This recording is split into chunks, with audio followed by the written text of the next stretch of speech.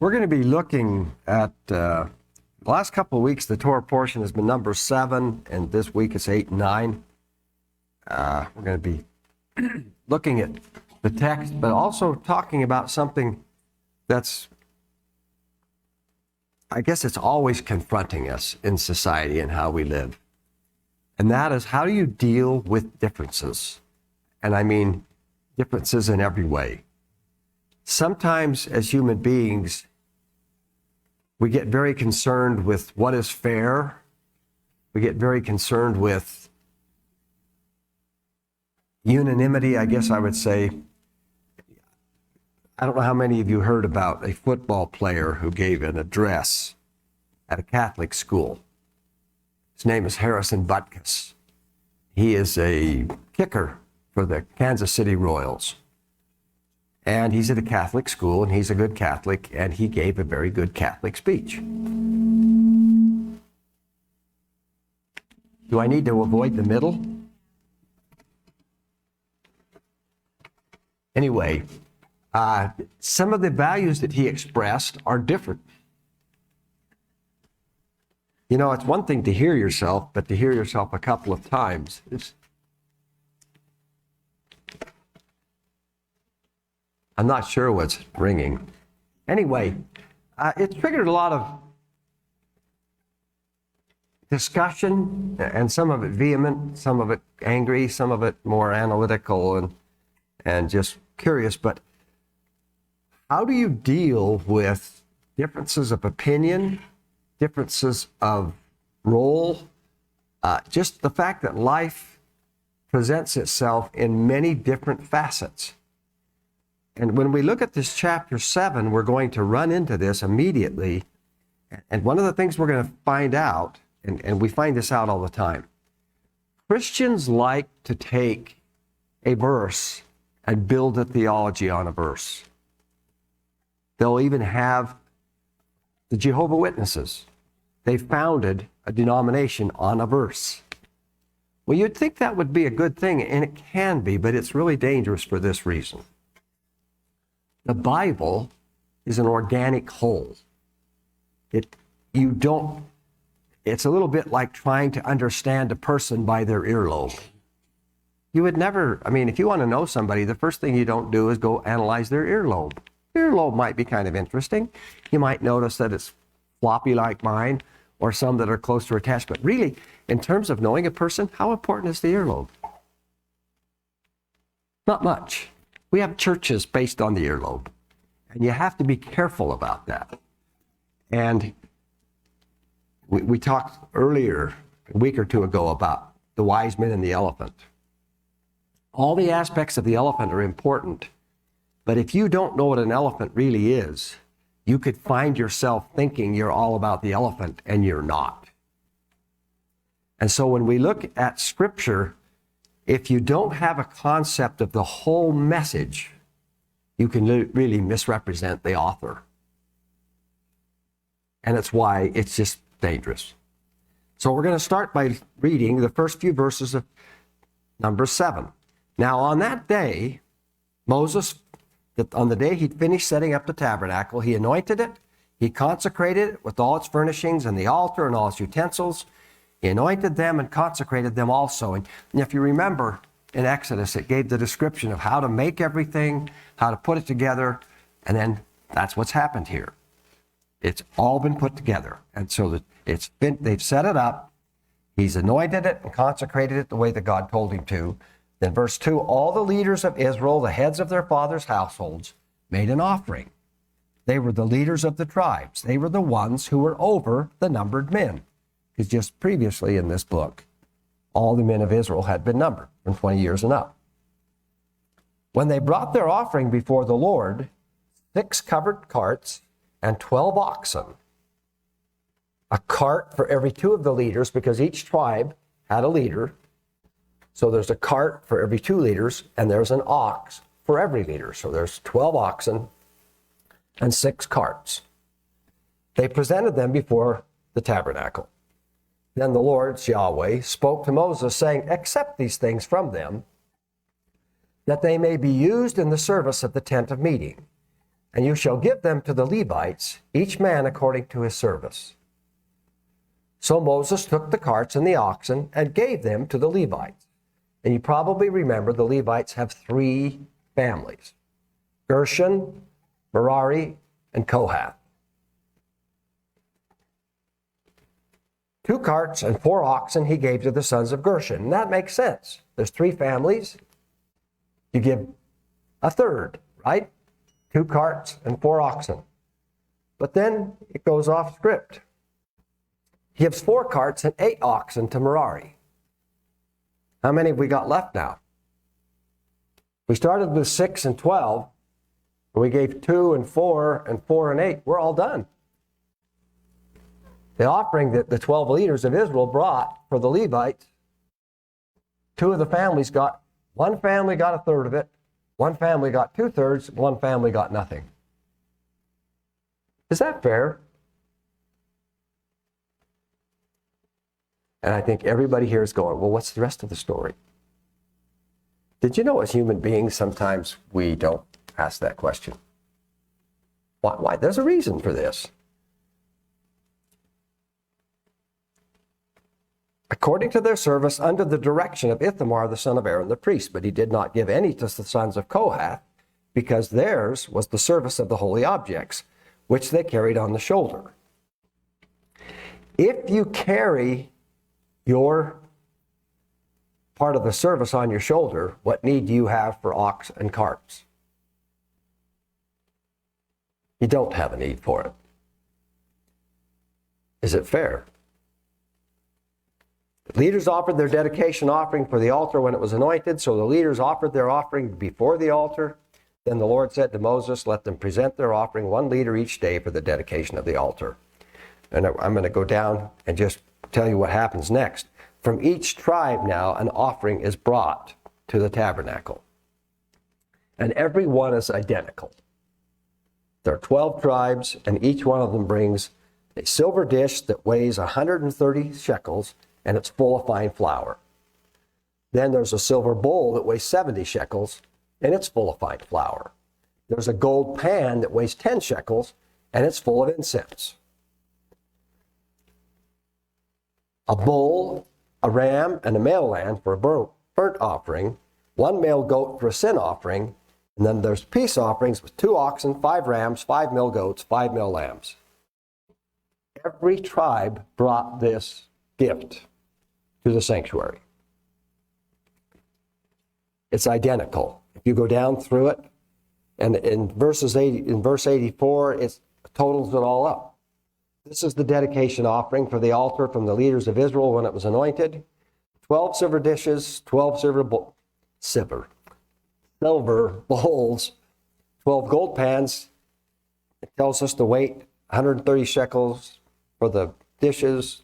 Each bowl is 70. The silver, it tells us how many, 2,400 shekels.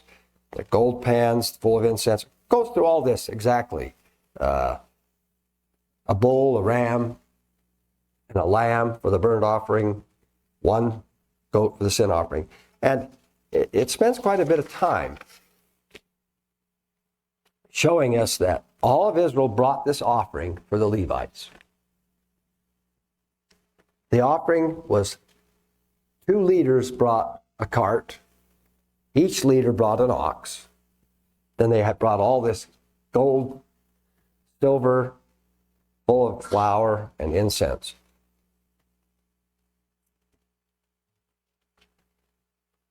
This passage doesn't really make a lot of sense unless you know the other passage. So if you go to Numbers 3, which is a few chapters ago, and it kind of hints at this. Numbers 3:25. Now the duties of the sons of Gershon in the tent of meeting involve the tabernacles and the tent, its covering and the screen for the doorway of the tent of meeting, and the hangings of the court, and the screen for the doorway of the court which is around the tabernacle and the altar, and its cords, according to all the service concerning them. So the sons of Gershon were responsible for all the curtains and hangings. Now the sons of Kohath, this is the family of Amram.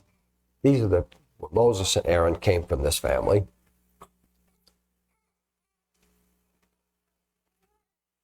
And it tells us where they camped.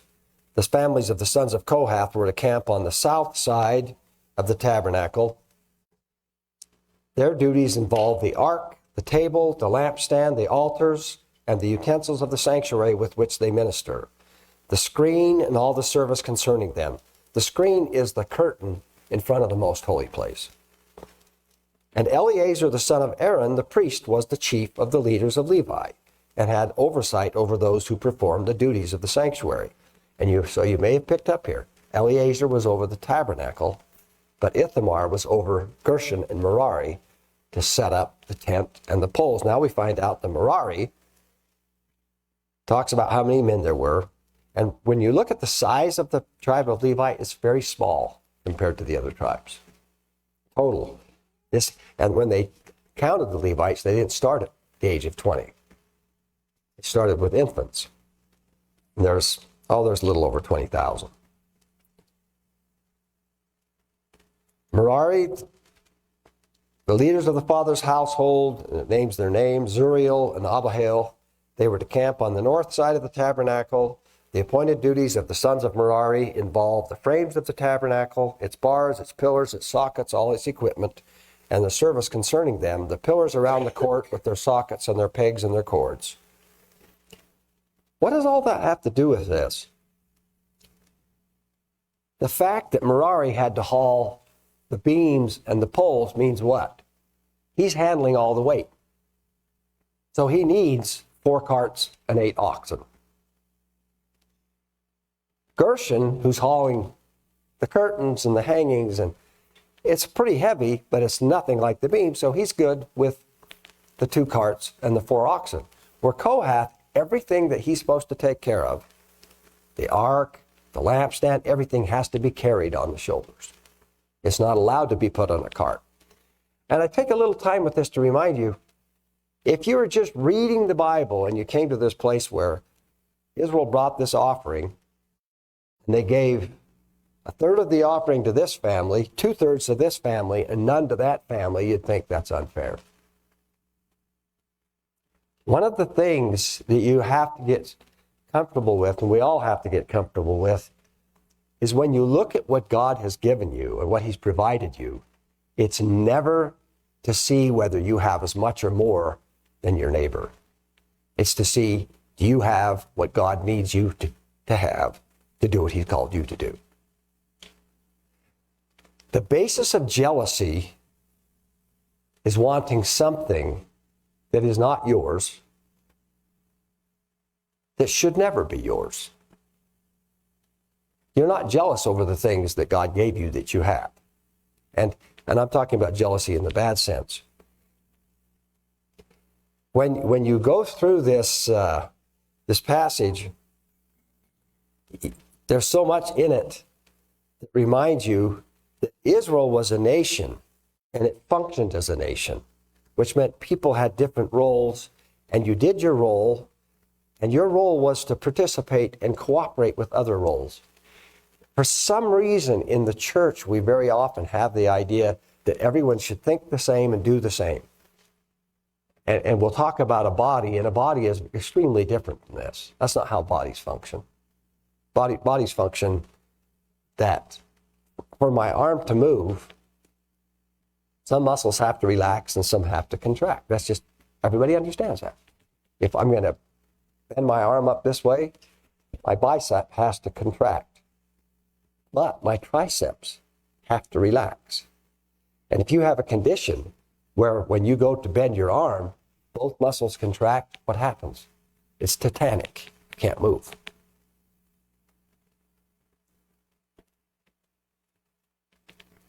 God's very careful about this. And here in the house of Aaron, we've studied it some, and I'm not sure how much we remember. But here you have these 3 families, and Eleazar, who's the high priest after Aaron, he is over Kohath. But his younger brother, Ithamar, is over Gershon and Merari. They have, one's kind of the physical administrator, the other one is the spiritual oversight. Is one job more important than the other? No. But what's going to happen to Eleazar if he wants to do what Ithamar does? Or what more, here's what happens in our society today. Ithamar is doing something different from me, so I criticize it. And, it got me thinking about the speech that Harrison Butkus gave that has created so much controversy. And I haven't really listened to the whole speech, and I probably should go do it. What I find amazing is that we've come to this place that when someone expresses an opinion different from ours, our first thought is we should silence this person. Because someone that has an idea different from mine, it shouldn't be allowed to be given, or it's wrong and it should be put down. Well, sometimes there are ideas that are bad that need to be put down, but a lot of times ideas need to work together. And that's why this whole chapter, it kind of makes your head swim. What's all this going on? It's to remind you that in some areas we are equal. All of Israel brought these offerings of the burnt. It was all the same. Everybody had the same contribution. When it came to using what God gave people to do their gifting, it's very different. I mean, how many of you know that for some people, the gift of a Steinway piano would be the greatest gift they ever got?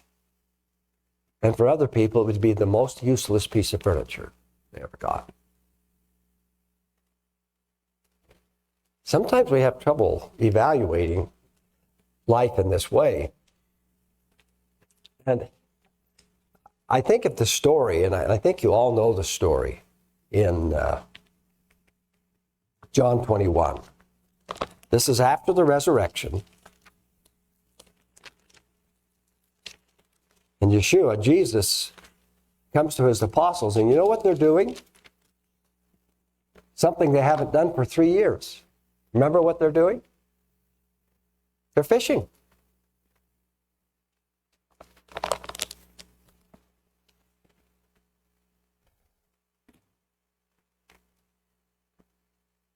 Yeah, I love this. After this is the first verse of 21. Yeshua revealed himself again to the disciples by the Sea of Tiberias. What's the Sea of Tiberias? It's Galilee. And he revealed himself in this way. Simon, Peter, Thomas, Nathanael, the sons of Zebedee, and 2 others of his disciples were together. Simon Peter said to them, I'm going fishing. They said to him, we'll go with you. And they went out, got into the boat, but that night they caught nothing.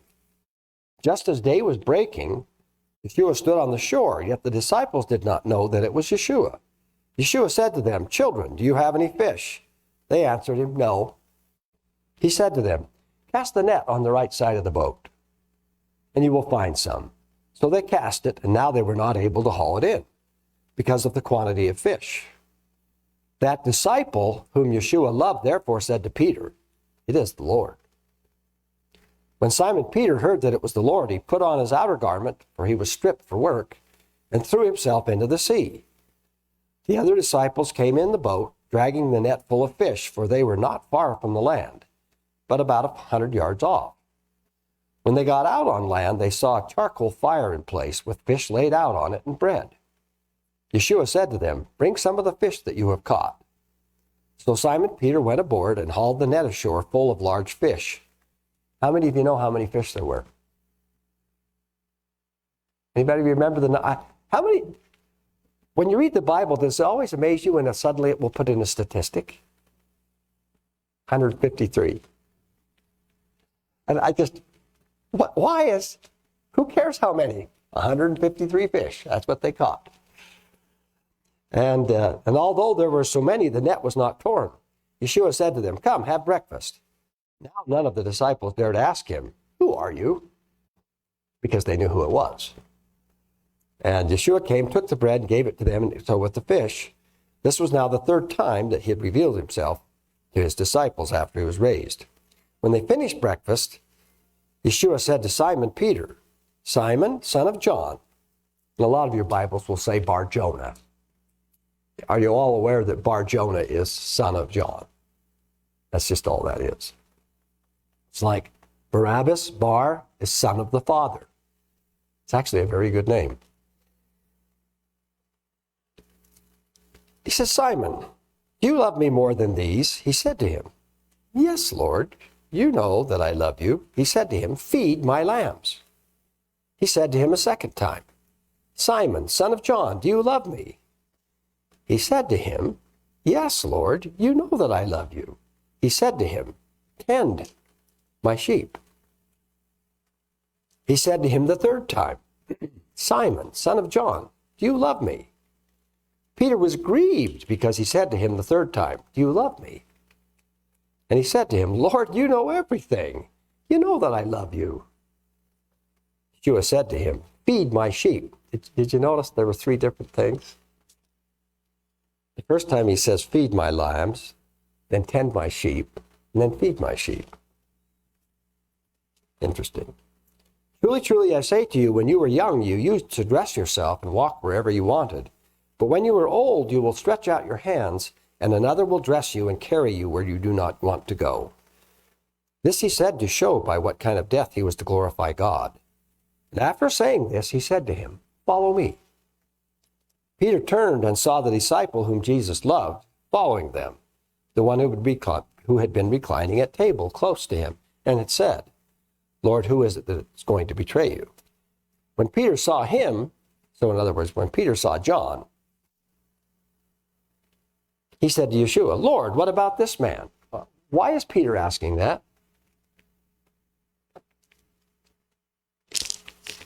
Yeshua just told him quite plainly what's going to happen to him. And in fact, legend, tradition, whatever bears it out, that when Peter came to the end of his life, he was crucified, and he refused to be crucified upright because of Yeshua, and he was crucified upside down. And Yeshua tells Peter this is going to happen to him, and so Peter's natural reaction, well, what about John? What's Yeshua's answer?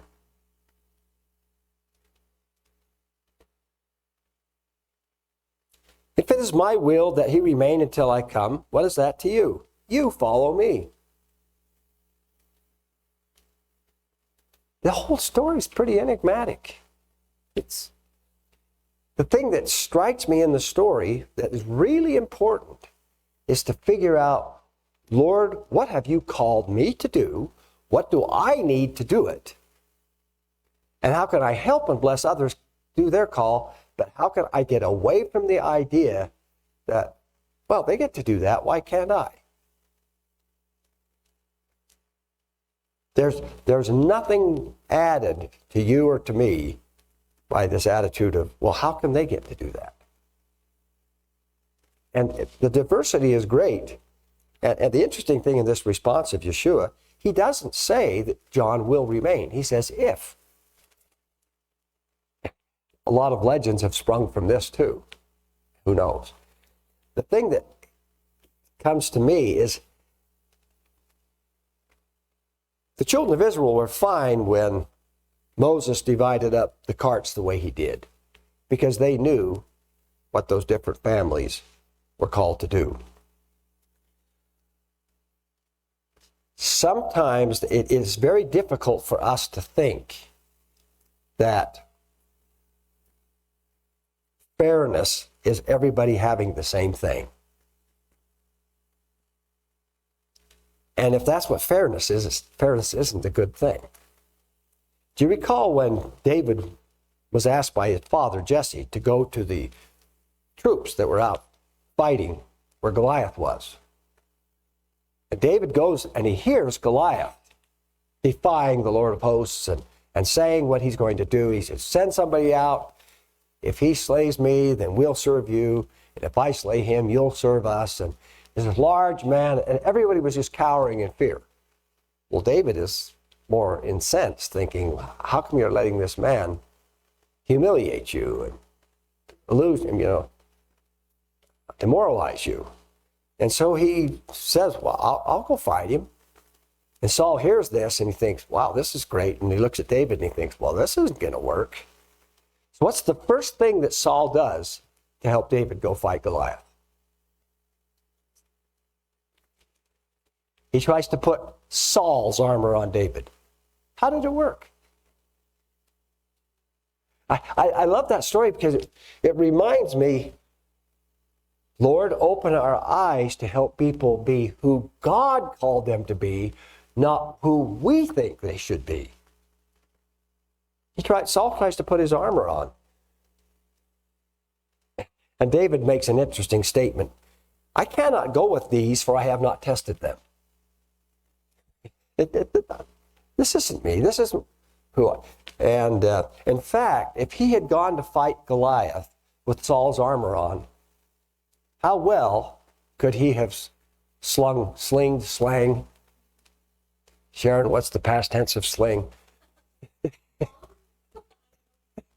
It just hit me. Slinged? Doesn't sound right. Anyway, he couldn't have done it with Saul's armor on. And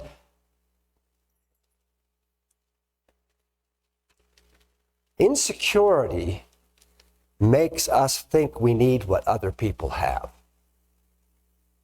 When we're confident that we are what God called us to be, we're happy for what other people have, but content with what He's given us. I admit it takes a lifetime of following the Lord to get there. That's not instinctively how we are born. And I was thinking, Yeshua tells the story of the people with the talents. Remember? One man, a ruler, was going away, and he gave one of his subjects 5 talents, another one 2 talents, another one 1. And when he came back, there was judgment on the one who had 1, not because he started with 1, but because he did nothing with it. The man that was given 2 talents was not judged the way the man who was given 5. And there's a peace in knowing who you are. And I'm getting, as you get older, you get a little smarter. A whole lot of other things kind of start to deteriorate. But I'm starting to really see that confident people are content with how God has made them and what He's called them to do. And that one of the things the Bible tells us is God will give you and equip you with the things you need to do what He's put on your life. People are fond of saying you can do anything you set your mind to. How many of you know that's completely false? You cannot. If you don't believe me, how many of you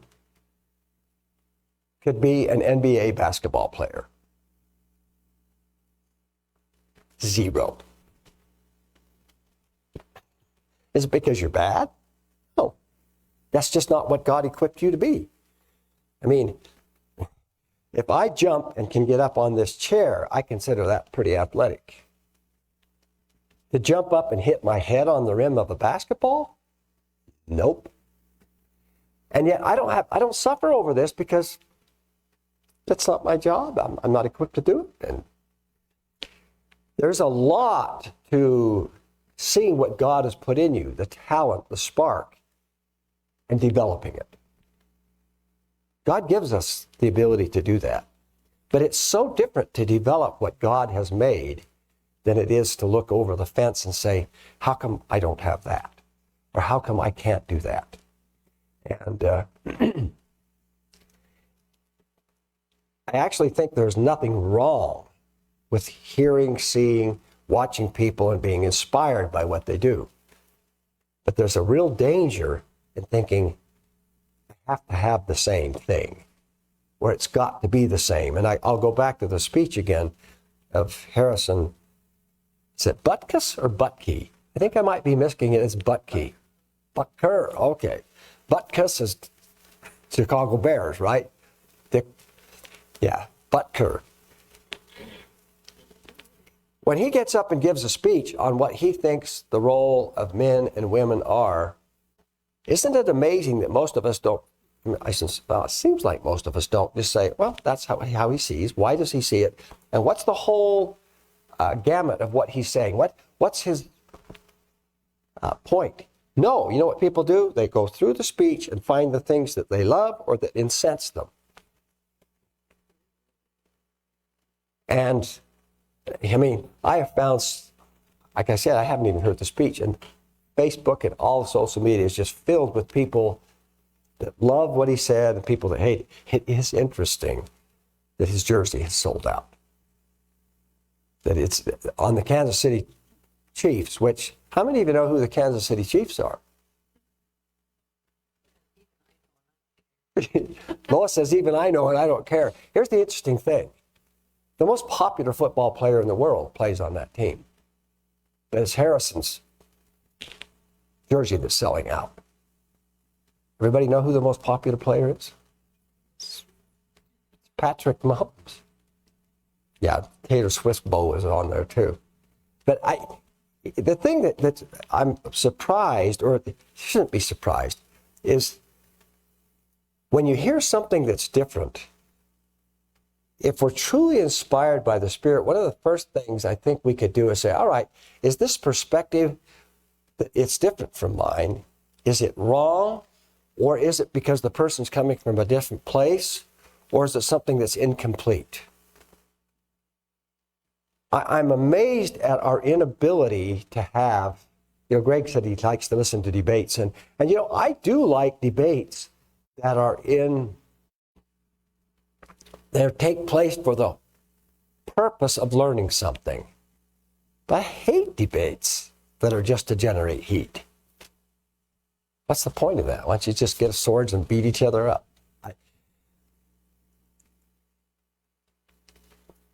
It's amazing to me that people, we sometimes instinctively know what's right, but we fall into this trap of everyone should be the same, or everyone should think the same, or that everyone should agree with me. And, we just been to a cow show, and there was a lady that judged. Her name was Jenny Thomas. And I have to say, she's one of the best judges I've ever seen. She's one of those rare judges that it doesn't matter who's leading the animal. That is refreshing. Because I'll tell you, in the world of show business, there are people that are known. If they're on the halter of an animal, most judges can't help it. They see that's got to be a pretty good one. To Jenny, if you had an ugly animal and you were the most famous showman in the world, you'd go last. And she wouldn't even worry about it. She's a good judge.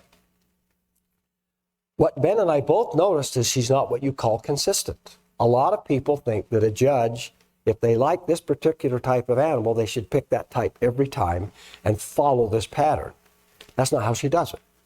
She goes out and finds the one she likes the best, and then the one she likes second best, and if it goes all over the place, that's fine. I thought it was interesting because she was consistently inconsistent. And there's this thing in us that expects certain behavior, and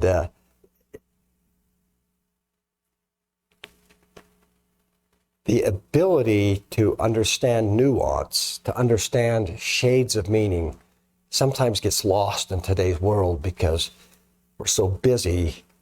This is right, you're wrong, or you're evil. And we had some interesting discussions there at the show. When you stand around that much, sometimes you get into all kinds of discussions. And Kara is very interested in politics. If you didn't know that, she is. And she's also a ball of fire. You know how some of us, life happens to us? Kara happens to life. Ben and I were laughing. If you don't have something going on and Kara shows up, you will be doing something. But I was telling her about so many of the people that I know in the cow business, how they've been involved. I said, well, here's Glenn Brown. He was Speaker of the House. And then Josh Wright, who's Bill Wright's son. Bill Wright's our county commissioner. Well, Josh Wright married Marty Stevens' daughter. Marty Stevens used to be Speaker of the House. And he ran against John Huntsman for governor. Anyway, so we got into all these discussions. And one of the things I've noticed is that when someone opposes me or is in opposition, it's very easy for me to start ascribing evil motives to their actions. And listening to the discussions, there are people in politics that are bad people. There's a fair amount of corruption. But what I find interesting is what starts to happen to us as we get jaded and cynical and we think everybody that's in public service is evil and corrupt. The world wouldn't run very well if we didn't have people in politics. Now, one time I thought I would be interested, and no, I am not. I took Kara over to introduce her to Glenn. He said she was the outstanding political science student of the year at Southern Utah. I can see why, because she creates a wide swath. And so Glenn here was Speaker of the House. She started chatting with him. Glenn's a very sweet guy. And he says, one of the things I found out is that you're not going to make everybody happy, and some people are going to be mad at you all the time. And he said, what he thought he was going to do before he became Speaker was very different from what he did, because when you get in there, there's just things people won't let you do.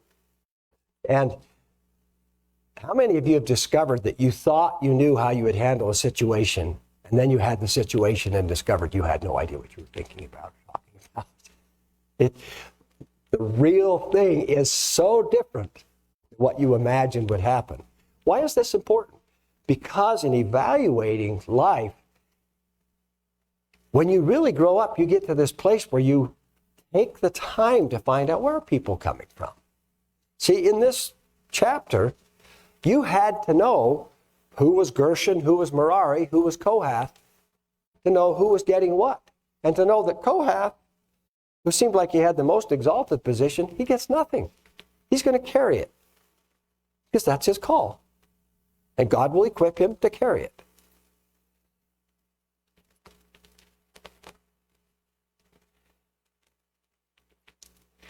Another interesting passage is in Matthew 11. You see, I notice I have a lot of Christian Messianic friends that didn't like Harrison Butker's speech because they thought it was demeaning to women. And I've actually gone back and looked a little, and what I find, very often we respond to what we think people are thinking and not to what they actually said. But in Matthew 11, you might remember this, John's disciples come to Yeshua and they say, John has sent us to ask you a question. Remember what the question was? He said, are you the one, or should we watch for somebody else? Remember this? And you remember his answer? He doesn't give an answer. He answered with questions. Or he said, the blind receive their sight, the lame walk, the poor have the good news. He answered in a way that he just told John's disciples facts that they realized, oh, those facts tell us the answer to the question we had. And after they left, Yeshua, Jesus, has something to say. In verse 16 of Matthew 11, he says, to what shall I compare this generation? It's like children sitting in the marketplaces who call out to the other children and say, we played the flute for you, and you did not dance. We sang a dirge, and you did not mourn. For John came neither eating nor drinking, and they say he has a demon. The Son of Man came eating and drinking, and they say, behold, a gluttonous man and a drunkard, a friend of tax collectors and sinners. Yet wisdom is vindicated by her deeds. And I have a note here. Consistency is vastly overrated. You can be consistently wrong. What's Yeshua saying there? He's saying John came with a almost a harsh message. He came with, repent, the kingdom is at hand. He's wearing clothes made of camel hair. He's living in the desert. It says he's eating locusts. I mean, the whole thing is kind of weird. Harsh. And And people said, oh, can't listen to John. He has a demon. Look at how isolated he is, how different, how unique. That can't be God. And then Yeshua comes, and what's he doing? He goes and sits down with people. He has lunch with them. He's friendly. He's a glutton. And Yeshua says, God has shown up here twice, and you missed him both times.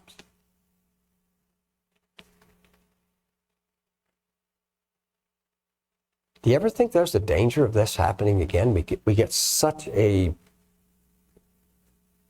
strong feeling of how God has to do something, and when he does it his way, we dismiss it. And I love the imagery that Yeshua uses. We played the flute for you and you didn't dance. We did a dirge and you didn't mourn.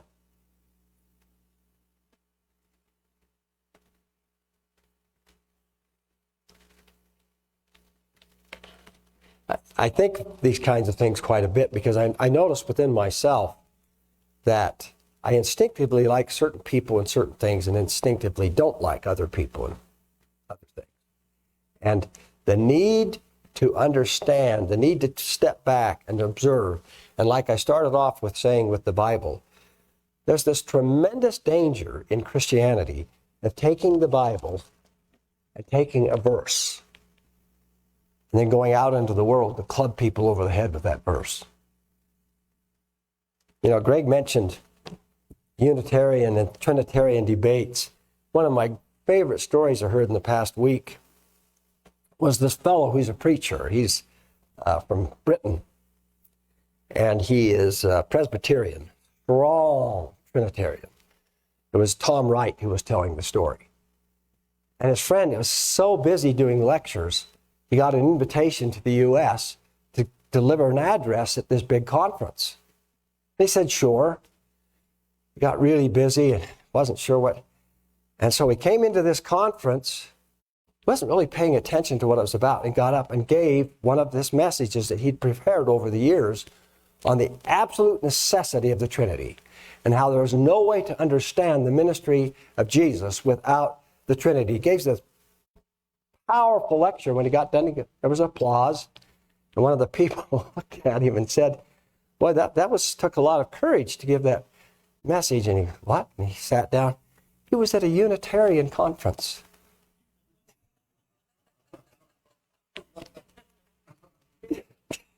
I laughed and laughed because I guarantee if you knew that's not the place you would pick to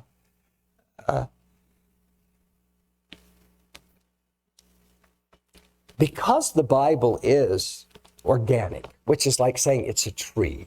It's like a person. It's like I mentioned to you before. You can describe my earlobe all day long and be accurate and not know me. It's the danger that we see. So I see there's some huge divisions opening up in the body of the Messiah. Women is one of them.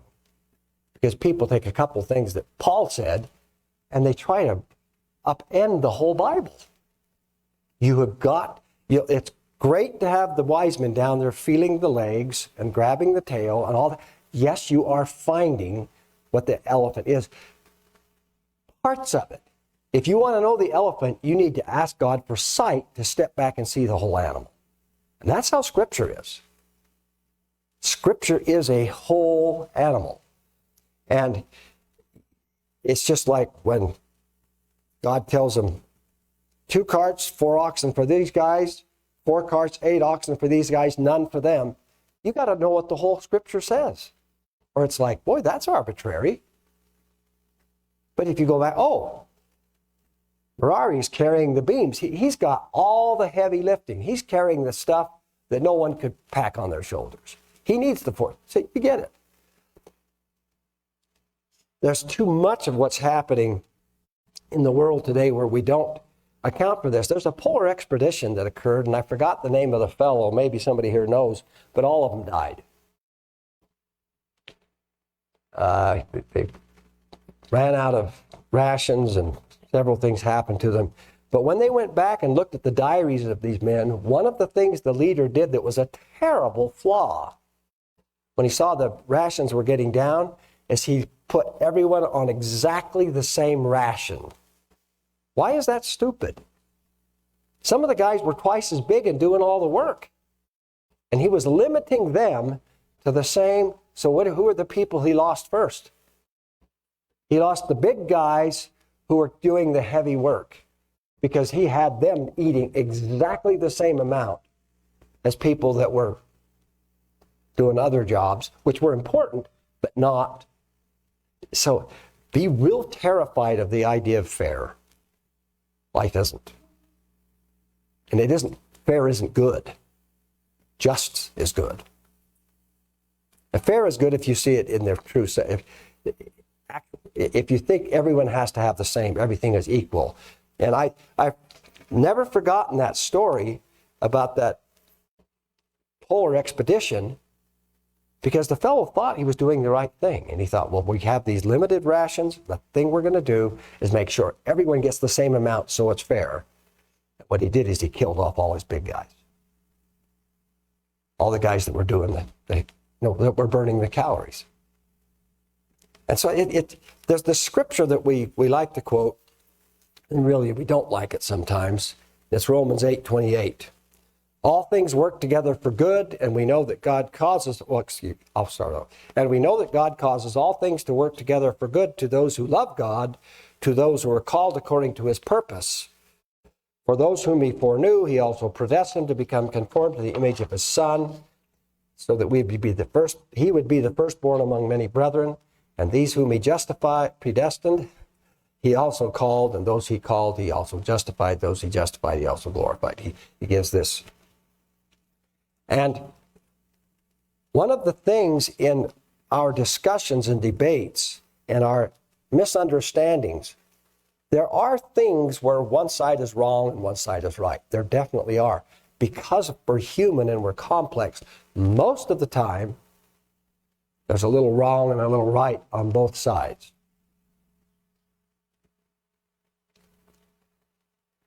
Finding the truth is rarely accomplished by yelling.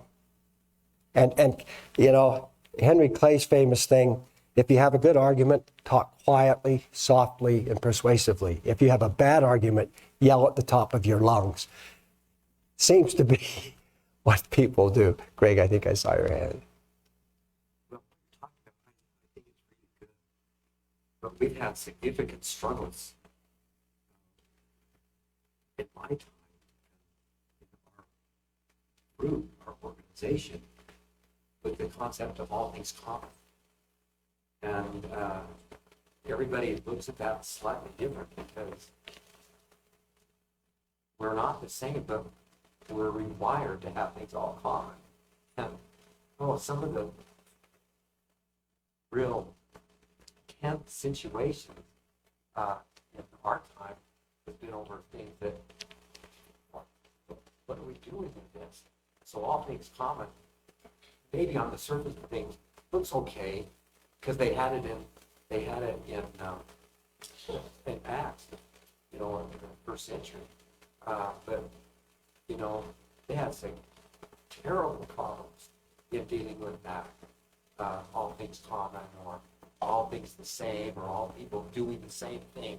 It just doesn't work if you try to apply that rule across everybody. No, you're right. And what does all things common mean? That's a good point. I remember, it's been a long time ago, and my memory is, so when I say I remember, that may not be a true statement. I think I remember. A group came here from New Zealand. Do you remember that? And they had a bunch of kids with them. I forgot the name of the man that was the leader, and he said he was striving for this equality. And he was talking about the children. And I remember, the reason I remember this is because he called what we call a lollipop, or candy, he calls it a lolly.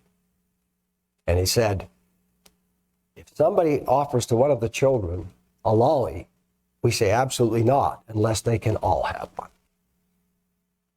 And I remember thinking at one point that jealousy came from not having the same things. Wow, one day you wake up and you go, jealousy comes from inside, not from outside. And I was on the council in the days when we were laboring over what to do with the house we were building that had different size windows than another house. And I go back and I think of the pain and agony we went through, and I think, my goodness, that is the whole thing we're pointing out here. Anne has big house windows in her house and mine are small. It must mean that God thinks she needs big ones and I need little ones. Because you understand what I'm saying? If you're going to worry about that, and one time I did think, what would make everybody unified is if we all had exactly the same thing. But the problem is, see, how many of you want show cows?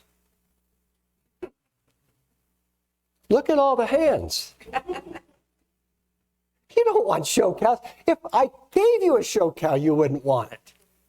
That's just like I said, how about if I gave you all a grand piano? Yes, and Cindy says, yeah, that's good. I don't know if Dallas wants one. I talked to him and he says, I'm retired. I thought, Dallas, you're not old enough to be retired. But seriously, you know what I'm saying? That Greg makes a good point. All things common, I think we really have to look at what's being said there. Making sure people's needs are met. I think it's 2:16 that says, consecration is where my ability is here to fulfill your need. There's nothing that, it utterly destroys the human experience if you're running around worrying about if someone's got more than you do. What's that? Give you the maraschino. Yeah, Lois is going to give me the maraschino cherry. Nick, if you know me, it's probably, eternity may not be long enough for me to want one. Because they're just nasty. But seriously, when you look at this, God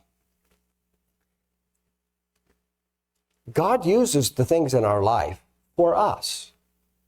And what allows the heartache and the good things to create the person God needed to fulfill my mission is for me to give into his will in bringing those things into my life. To complain and to rail against what he's done with and for me, what does it accomplish? It's that very heat thing we're talking about in the debates. And, in the story of Israel, and Levi's a very powerful picture, because with, Numbers 7, 8, and 9, where we are this week. A lot of it's about Levi. And we keep finding out that God does this with the 11 tribes, and he does something different with Levi. And how many of you remember when we used to read it every lamp lighting? Does this phrase trigger a memory in you?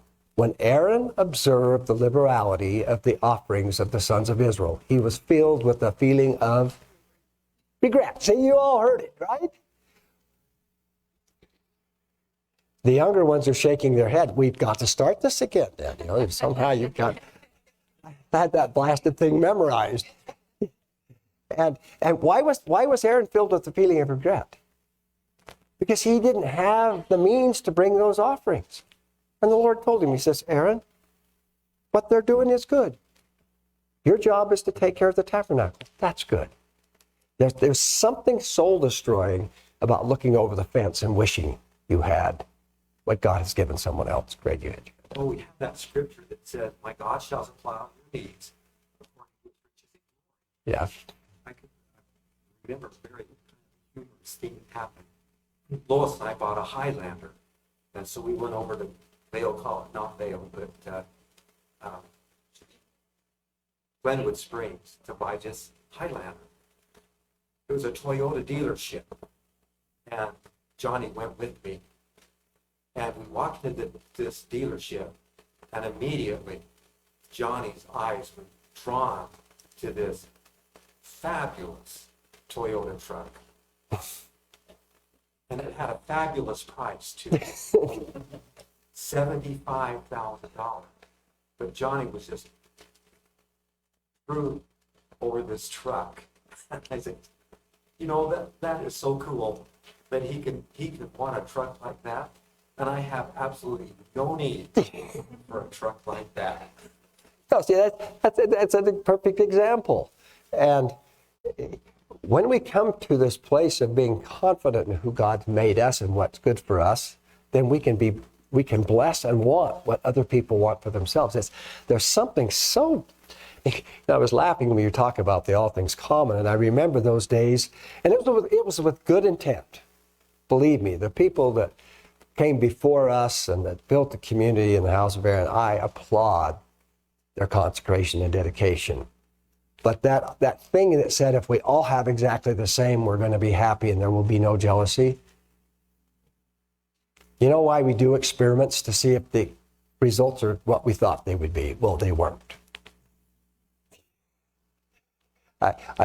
You're laughing now, but our houses were all going to be the same size. They were going to have the same size windows and the same number of windows and the same number. We had all this laid out. And you look back and you think, boy, that was tiring. Well, it's...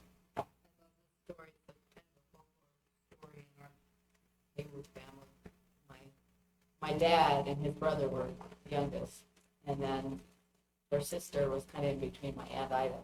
And so my dad and my uncle were going to build their house, my sisters. And they asked her what she wanted in the house. And she says, I just want it square. And they said, oh, okay. So to them, that was square. To her, it was just long. So they took great lengths to make that house square. See, I would have been like them. I would think that means square. Yeah. And so there's this little house. I think it's still standing. The American Fort Alpine area right there. And we went and saw it a few years ago that, long gone. He had a big farm there. And my dad and his brother built this little house, square.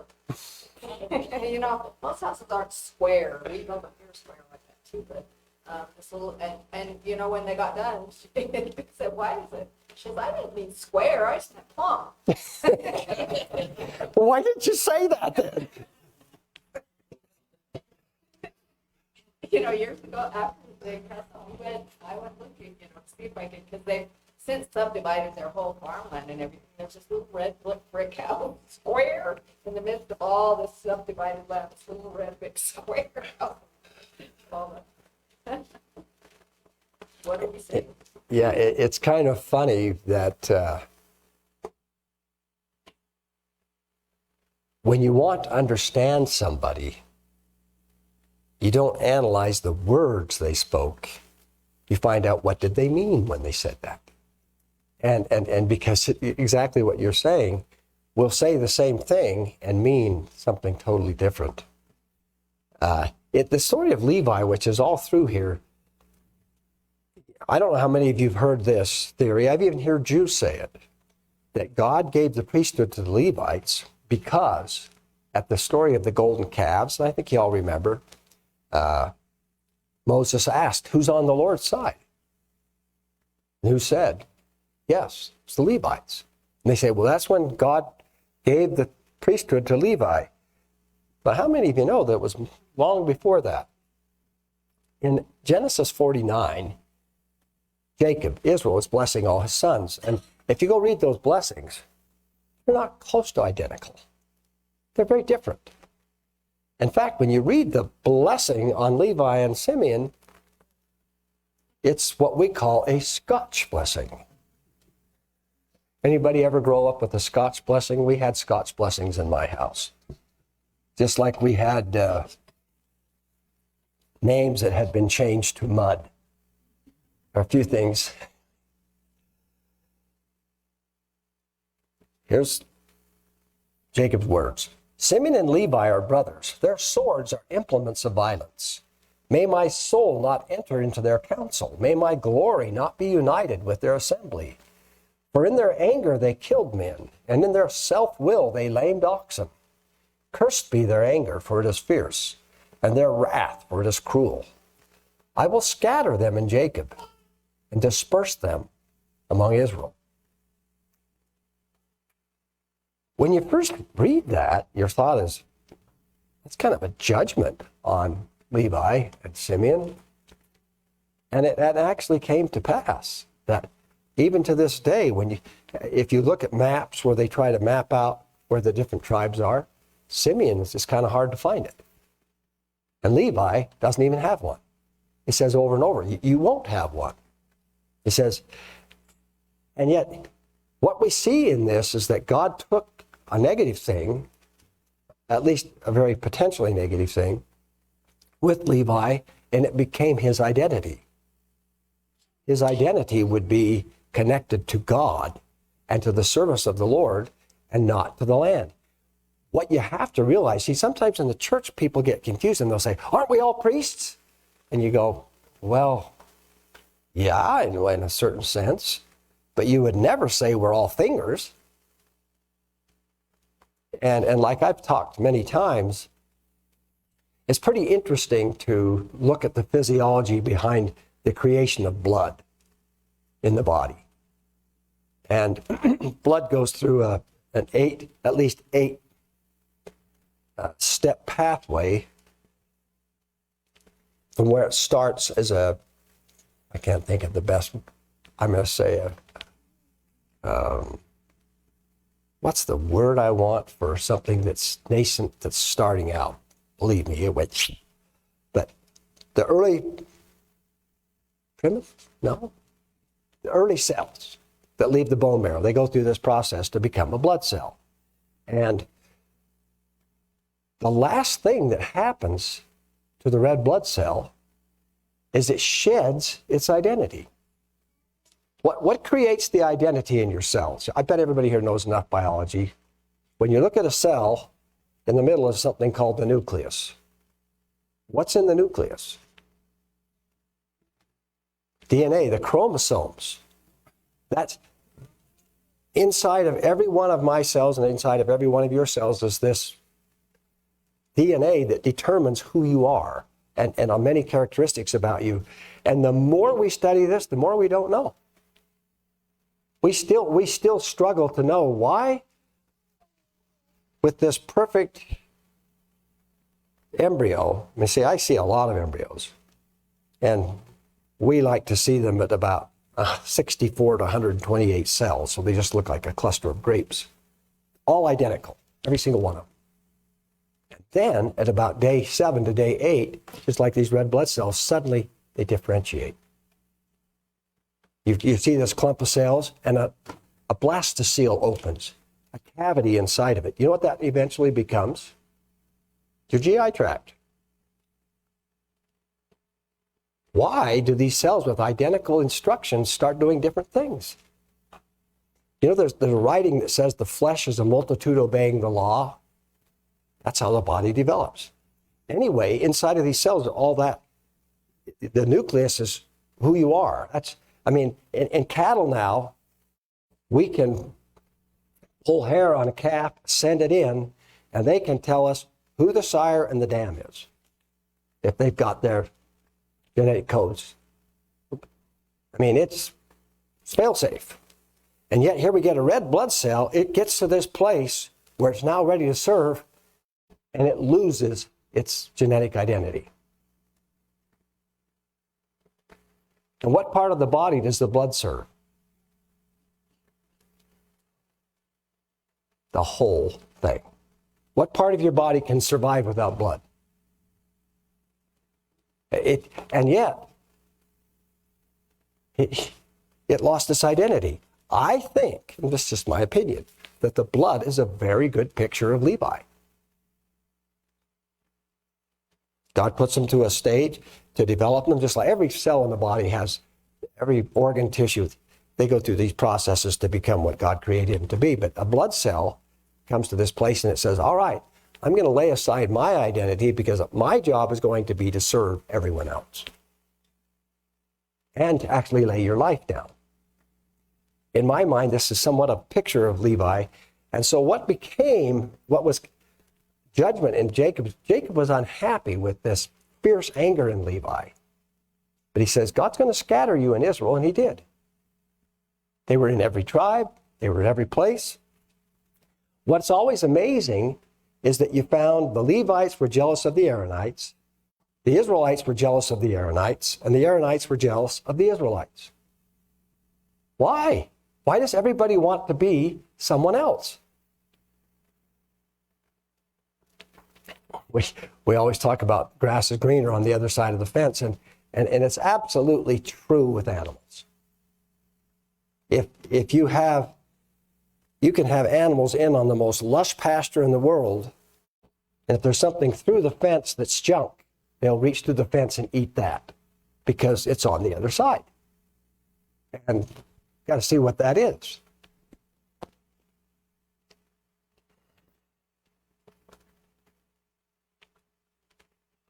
We need to bring this to a close. We started a little early, so when you look at Levi and Aaron, one of the things, at least that's important in this analysis, taking a look at it, is if you see God's called you to be part of Levi and Aaron, then just ask God for the wisdom to know how you serve there and not be worrying about what others are doing, other than to bless what they're doing, to build up what they're doing, because really that's your job.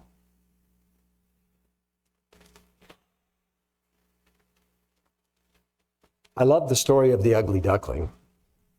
I go back and read it again every once in a while. They asked Hans Christian Andersen when he was going to write an autobiography, and he said, I already have. I said, what? It's the ugly duckling. And if you haven't read it, it's way better with an adult mind than it was with the kid's mind, though it was a lot of fun as a child. But reading the part where this ugly duckling, who of course is a swan, and because he's a swan, his life is this complete, I guess the best word is tension. He lives on the edge because he thinks he's a duck. And everywhere he goes, no one can accept him for who he is because he's a crummy duck. He is just not a good duck. And he goes on this farm trying to find some place where he can eat. And the cat makes fun of him because he can't purr. And when he can't arch his back and scratch the floor and make sparks. So he has no value. And then the hen gets after him because he can't lay eggs. And the whole story goes on and on. It's hilarious, really. But he finds peace the day he looks in the calm lake and sees he's a swan. He had no idea who he was. He found joy in joining the swans. There's something about knowing who you are, finding out what God made you to be, that will bring contentment, because whatever God's called you to do or to be, He has equipped you to do it. And He will provide it if you don't have it. If you're trying to be what you're not, you're going to be miserable. And I think, how many of you remember Revi Litvin, who came out here a few times? It's a long time ago. She's a Sabra. She came from Israel. And she would do some of these tests that you do to determine what your aptitudes are, where your gifts are. And she made this statement: fishes swims and eagles flies. And that's just how she said it, because plurals were hard for her. But I remember it that way because everybody gets that. You wouldn't ask a fish to fly because it would be a failure. You wouldn't ask an eagle to be a fish. So those things make sense to us, and yet within a group, take a big group, a group of Levi, there's going to be all kinds of different people. It's still going to be important to find out what God called me to be. How do I become content with who I am and yet not be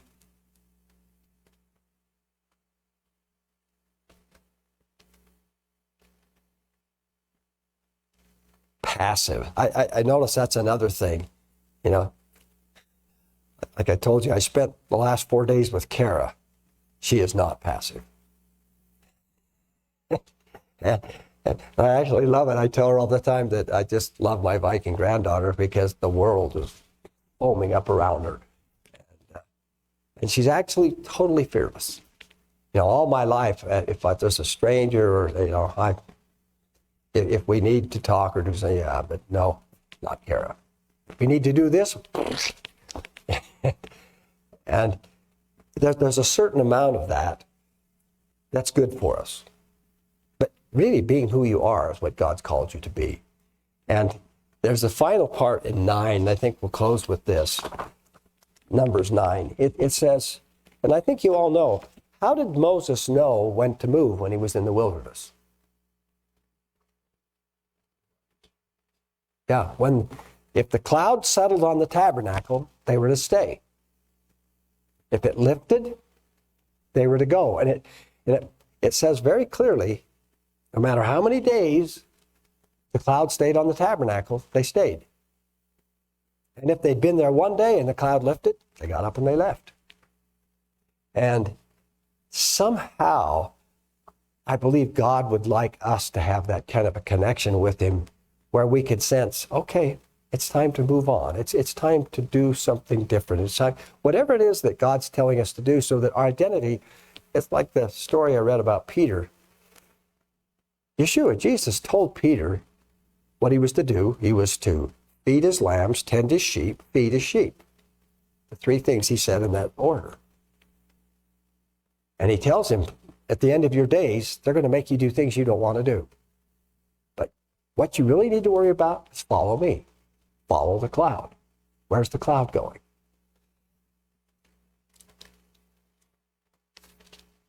I'm always amazed when I get out and see people and talk to people that almost everyone that I ever spend some time with, I'm able to see a lot of treasure, a lot of good. I feel so much better when I'm looking for the good in people than I do when I'm trying to ferret out what's wrong with them, how they're damaging the world, how they're, again, you know, going back to some of the discussions we got into, which I've been avoiding politics the last few years because, oh my, they're contentious.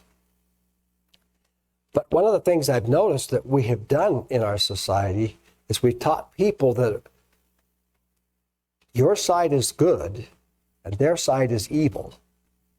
And because if my side is good and your side is evil, discussion is a bad thing because it's compromise. We got to stand for the right and crush them. The only problem is it makes the world a miserable place to be. Because you always have to go find out, well, is this person a this or they are that? And it gets you back in Gulliver's Travels where in those kingdoms, remember all the battles they had over which end of the egg to crack? And I love the fact that Gulliver took the time to give them a holy book. The holy book said they should break the eggs conveniently. It didn't say which end. So how you knew what was right and wrong is what your church had decided. And way back, generations before, one of the emperors, his little boy had cut his finger on an egg when he broke the big end. So forever after, they were little Endians. And the little Endians and the big Endians were mortal enemies and actually had battles and killed each other. And you're reading this and you're thinking, Swift isn't even trying to be coy. He was showing the battle between the high church in England and the low church and the things they were fighting over. I think that specifics, doctrine, detail, all that's important. It's really hit me. There's nothing more important than, do you love people? Do you care about people? Do people matter? It's easy for me to be process-oriented, right and wrong, true, false. People are way more complex than that. And it's kind of heartening to know that Yeshua, Jesus died for everybody. So he must have seen some value there in every single person. And this whole concept again of find out who God made you. What's he equipped you to do? Where will you find yourself? Or actually, you won't find yourself. Find where he put you. That's where you're going to find peace. It's actually reassuring. And I do enjoy talking to people and seeing people. And you know, we had a recent experience where we sent some cows up to be at a place so they could take them over to get them aspirated, which is what we do for in vitro fertilization. It's a big thing. Well, this fellow turned out to be completely incompetent. I mean, it cost us 2 of the best cows we've ever had. Took him only about a month to get them both dead. And when something like this happens, you know, you have all this anger in you, and yet I asked the Lord, I said, what am I supposed to learn about this? If all things work together for good, all right, but what am I learning? Because what I would like to do is be Moses and ask the earth to open up, or actually, you know, to have the cows back. And what you find out, and everybody has to process these things differently, is, Lord, how do I be fervent, passionate about the truth, what is right, but never lose my love for people? It's not easy.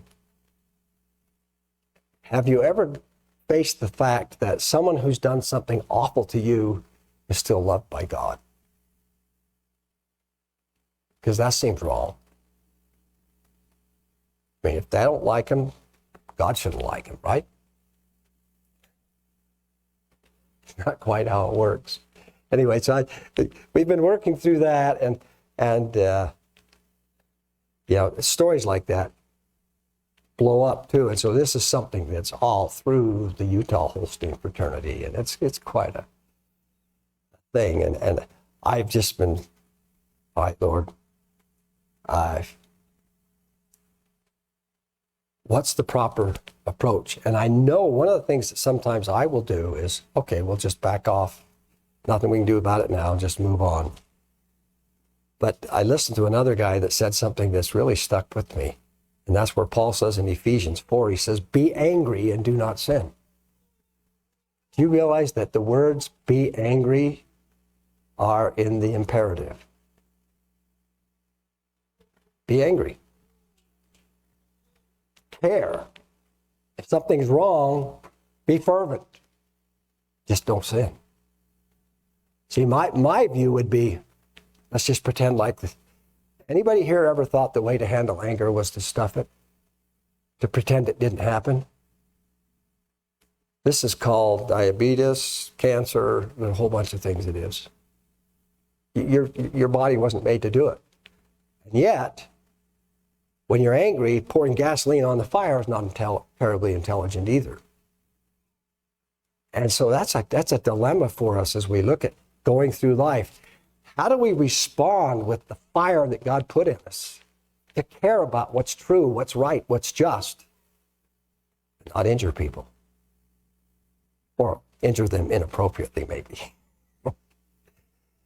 I've been thinking about that a lot, too, as I've thought about, well, I know what I'm called to be. I know what many of us are. How do we carry that out? And the Lord has a lot of challenges for us. Let's all stand.